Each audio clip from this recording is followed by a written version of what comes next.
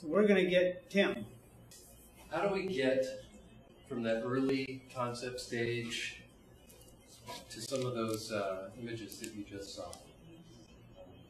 It is certainly a process. Out of curiosity, how many folks are actually in the process or thinking about building?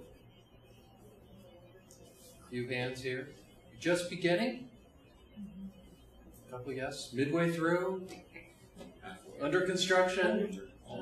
Not yet. And so, you know, you've been through the process quite a bit. Others here are in the construction industry, understand just the complexities and everything, making sure all the little parts and pieces happen and get pulled together. And if I could trouble you again to keep on.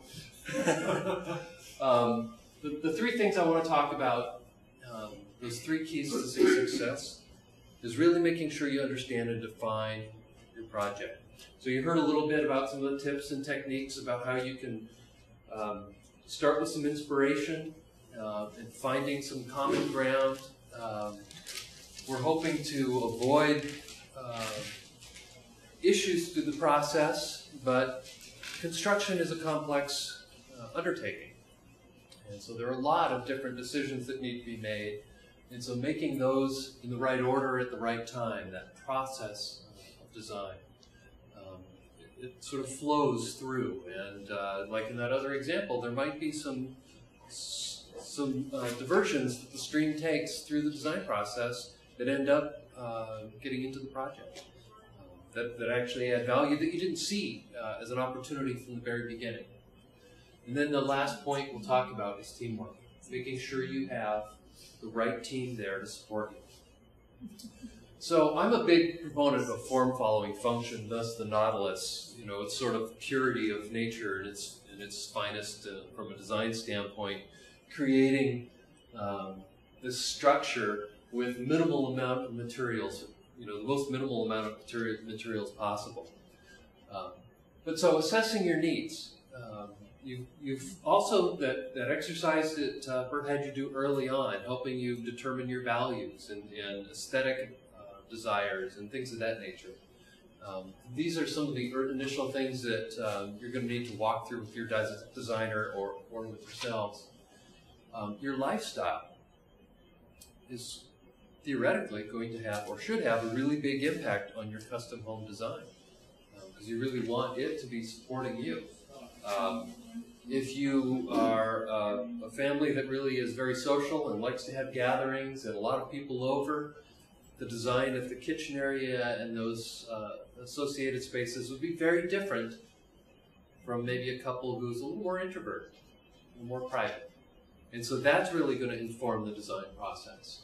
Again, aesthetics and style. You know, one of the things I like, and I know some designers don't, is when couples clip magazines. It's a really good tool to help you both discern where your styles are, what you like, what you don't like. Helps you kind of argue over and maybe come to some neutral territory or understanding that, all right, no, this is going to be your space. You can have it. You can have your man cave with the dark beams, and my craft space is going to be light and airy, or whatever it's going to be. It's a great communication tool. It doesn't mean we're going to copy the images right out of there, but it helps inform your designer what it is you like, and it helps you communicate with your spouse or your significant other. The site assessment. You heard me early on talking about how important site is in relation to views, opportunities for passive daylighting and passive heating and cooling. So taking that into consideration. Your goals, budgeting. This always seems to be an issue. And something that we probably could spend another couple hours just talking about the process of budgeting and making sure you have a good understanding of costs and pulling it all together, not getting a surprise at the end. We want to make sure our clients understand early on what their budget is, that it's realistic, that they know how much they can get approved for, and setting aside a good contingency for unforeseen conditions during construction. Or maybe, price is right, let's go ahead and add that hot tub or whatever it is.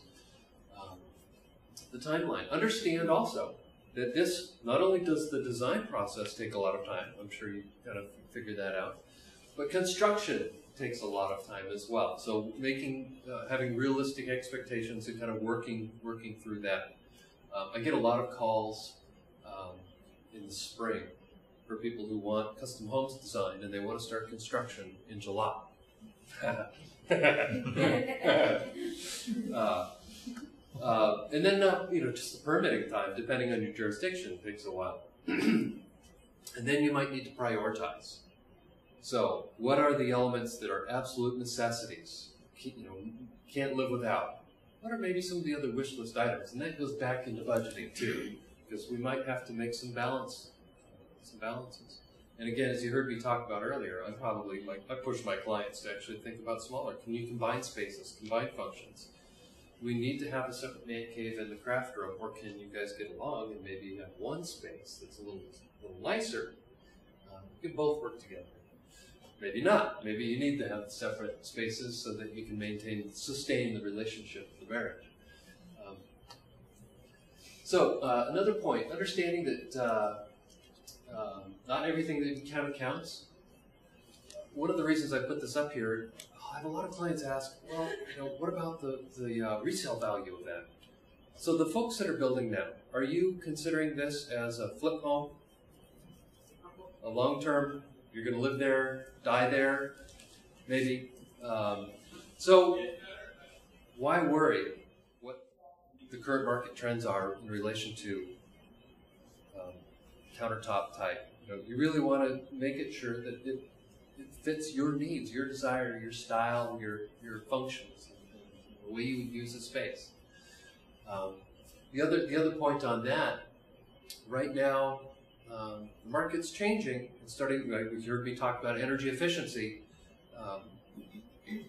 Some of the premium improvements that you might want to be making to the envelope or the mechanical systems to make it more energy efficient aren't necessarily captured by the market.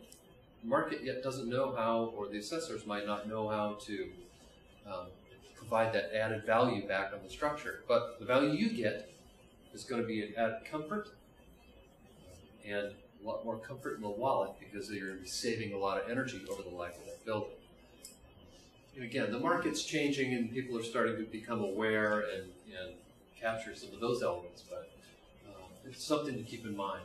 I already talked about healthy interiors, energy efficiency. Universal access is the third thing I pretty much insist on with my clients, and that's accessibility.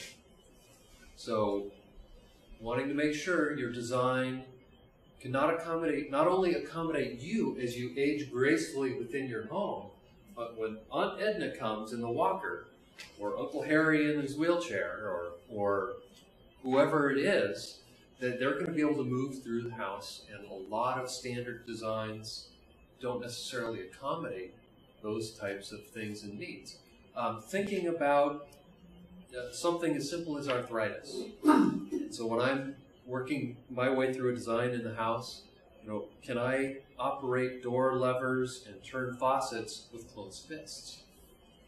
Things of that nature, open drawers and such.